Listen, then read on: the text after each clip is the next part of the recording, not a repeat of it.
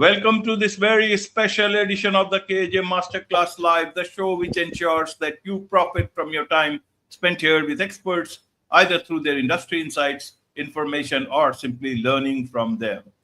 And today we have with us Kristin Massey, recording artist, voiceover talent, recipe developer, and food writer, advocates for listeners to combine their skills and abilities to create a personal superpower. And we'll learn from her how you can unlock new opportunities, reinvent your path, and scale your value in today's fast-changing world. Welcome to the show, Kristin.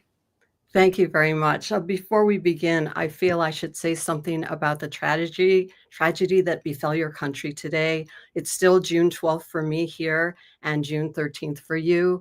And our heartfelt condolences go out to you from this country to yours, and we're with you. And Mr. Ramesh, we want you to get better, and you're a living miracle. Thank you. Thank you for words, Kristin. Those are very kind words coming from you. And yes, we are trying to still understand what happened, why it happened. So we let the government do its best in that right now. So the world will come to know more about so that these things do not happen. Okay. Exactly. So moving on to the show, Kristin. So we'll be talking about, as said, welcome to the show, welcome to India in this online form. And I'm sure not just in India, but a lot of people across the globe will benefit from what we are going to talk right now. We'll talk about how one can stand out by combining their skills, which you call about, JOAT, Jack or Jill of all trades. We'll talk about that. But before that, let's understand a bit about your journey, your background, so that people know who they are listening to. Well, I grew up on the North Shore of Chicago. It's along the lake. Lake Michigan is one of the glacier lakes in the middle of the United States. So it's very deep and very cold. And my whole family, basically my whole childhood was based around the lake. We spent our summers there, our winters there, and it was just it was a member of the family. And we were very musical. And I always knew I wanted to do something in music and then spread out from there, which is exactly what I ended up doing. Absolutely. So I want to understand what about this whole JOAT thing, Jack or Jill of all trades. Tell us about this. And I don't know whether this is a good thing or a bad thing. Earlier on, also used to say Jack of all trades, master of none. I am still trying to figure out whether that was a compliment or a not so good thing. Help us understand in that backdrop when you talk about JOAT or Jack or Jill of all trades. How does that become a good thing or not so good thing? Well, William Shakespeare was the first person to be accused of being a jack of all trades, and it was not a compliment at the time.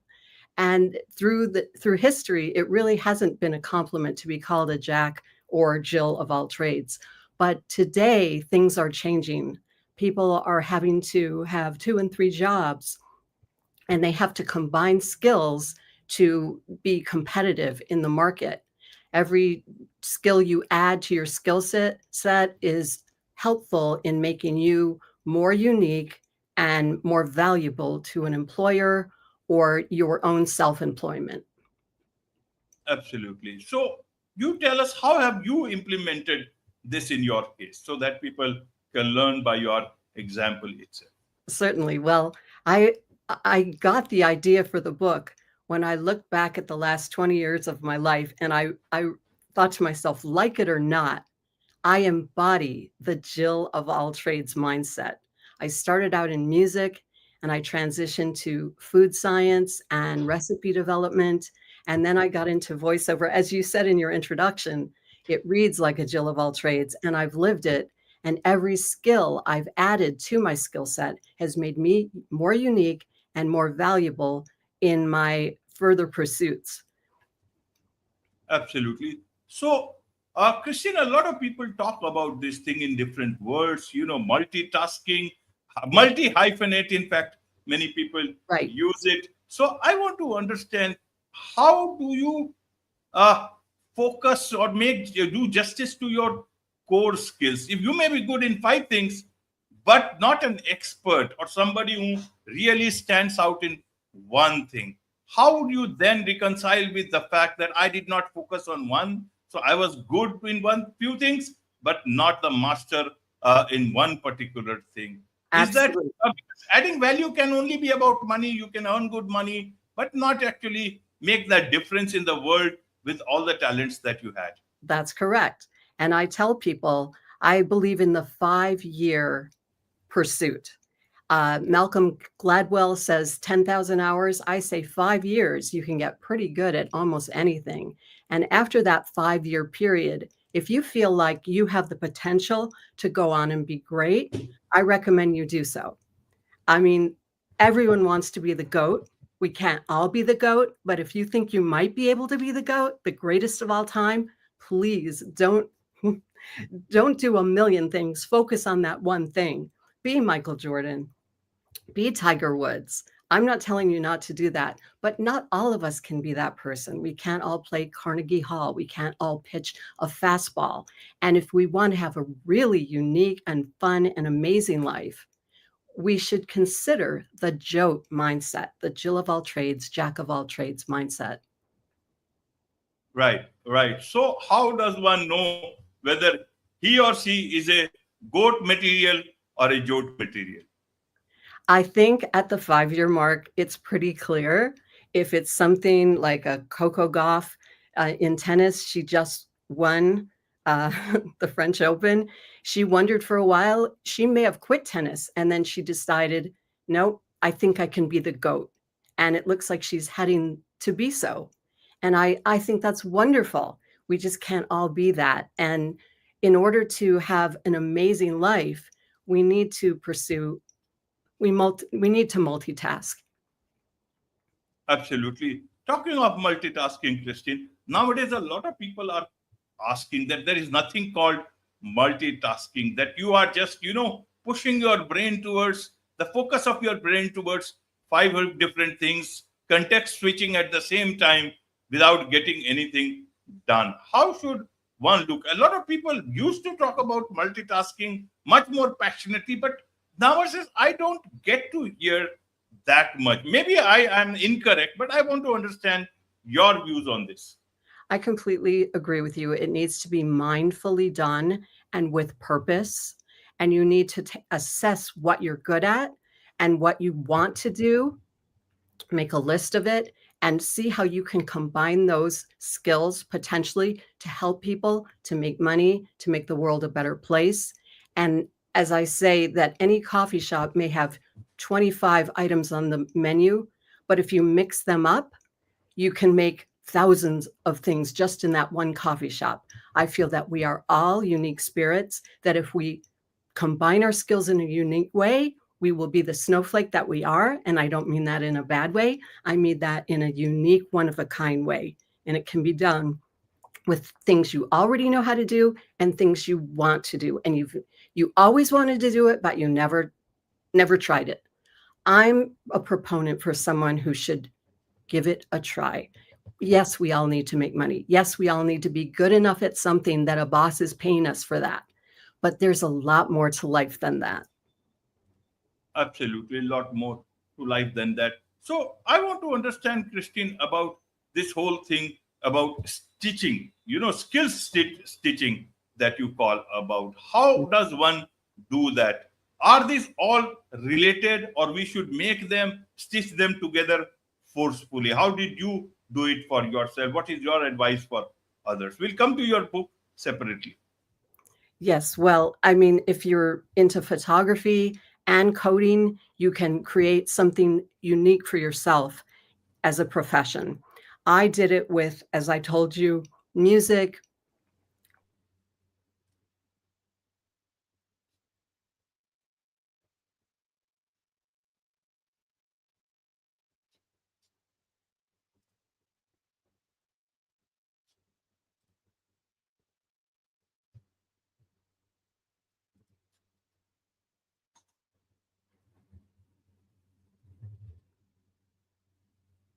Yes, looks like there is a issue somewhere, some technical issue, and Christian should be back any point. So let's just wait for a bit. And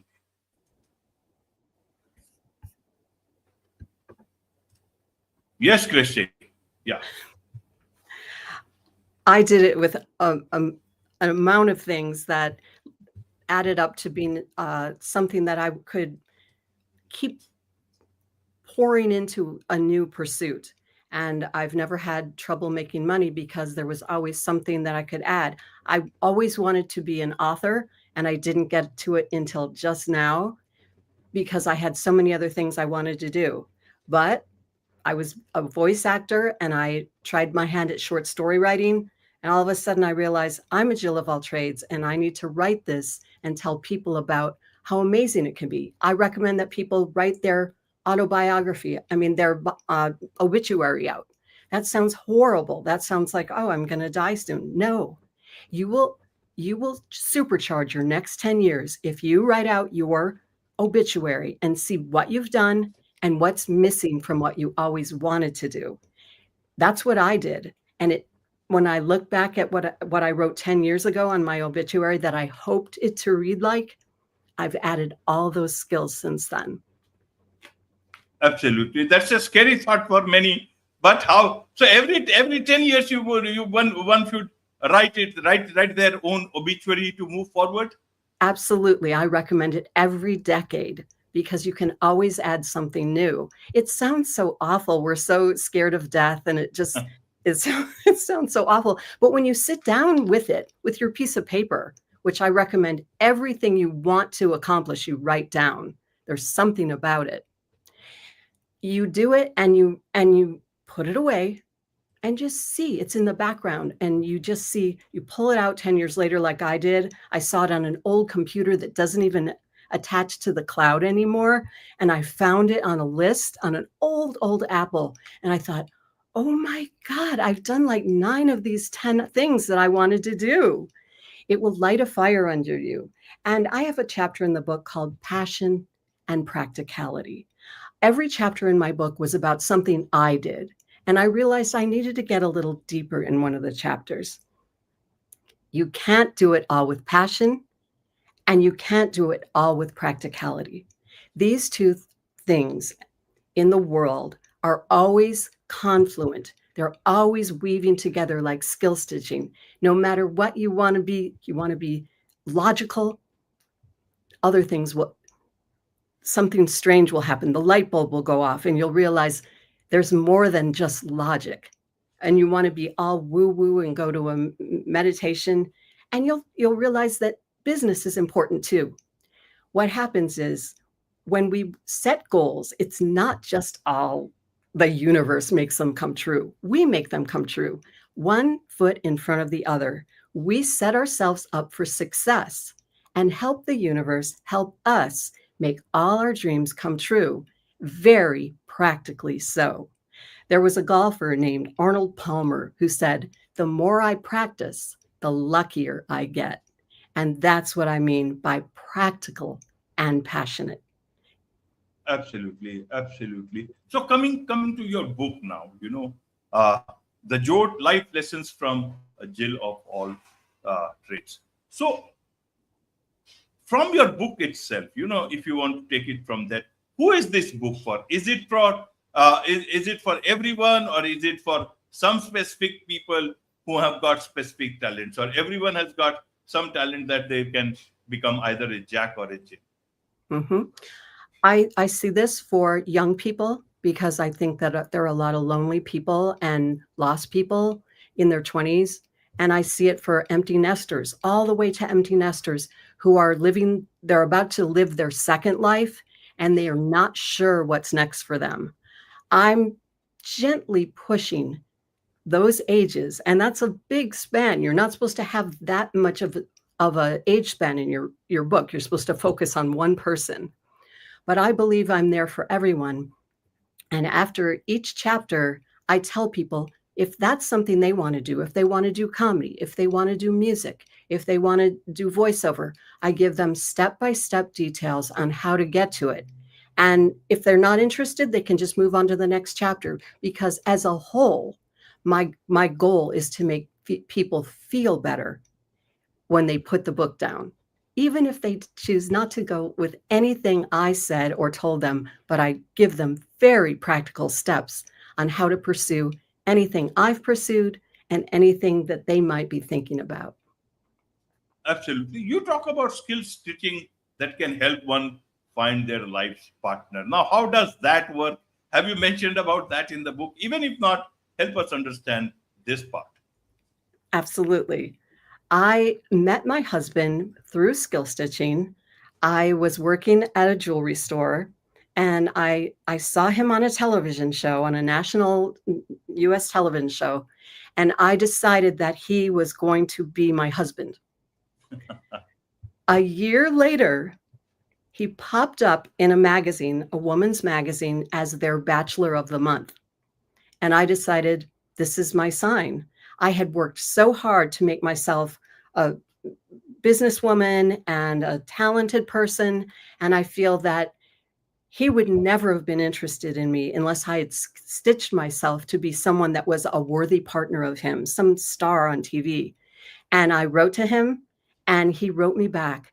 And that isn't a small thing, because when you were in this woman's magazine as the Bachelor of the Month, there were bags and bags and bags of mail that arrived at his particular post office. And a lot of the women scented the mail and they just set them all aside at the post office. But because I put my note to him in a business envelope at the company I was working for, it went right through to his hands as business correspondence.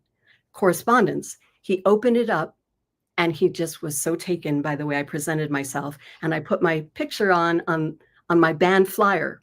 So he knew I was multi-talented and that I had obviously skill stitched as much as he wanted in a partner at his level of fame and abilities.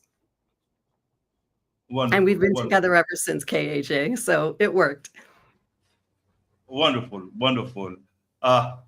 So in terms of your books, what else have you got into the book, so that others who may want to get hold of that book know, okay, what's in their book, in that book, In the future?